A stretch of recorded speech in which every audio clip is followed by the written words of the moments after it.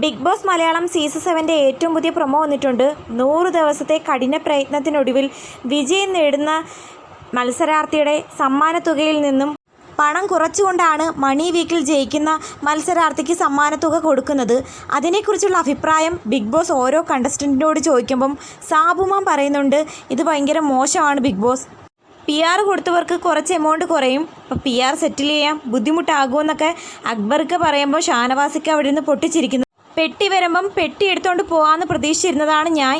അപ്പം ഓരോ തുക കുറയുമ്പോഴും വിന്നർക്ക് പണി കിട്ടാൻ പോകുന്നു എന്നൊരു വിശ്വാസമാണ് എൻ്റെ മനസ്സിൽ വരുന്നത് എന്ന് ആദില പറയുന്നു. അത് കേട്ടിട്ട് നൂറ് അവിടെ നിന്ന് പൊട്ടിച്ചിരിക്കുന്നു.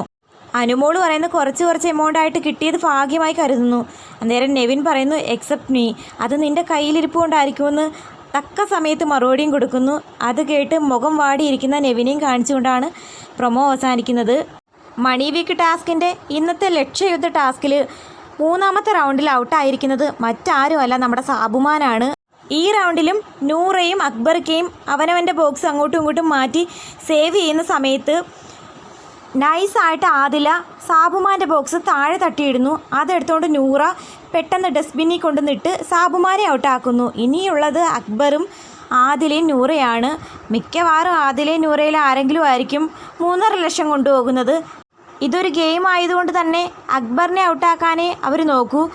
ആദിലയും നൂറയും കപ്പിൾസ് ആയതുകൊണ്ട് തന്നെ അവരിൽ ആര് ജയിച്ചാലും 2 പേർക്കും സന്തോഷമായിരിക്കും. അപ്പോൾ കാത്തിരിക്കാൻ ആര് ജയിക്കുമെന്ന്.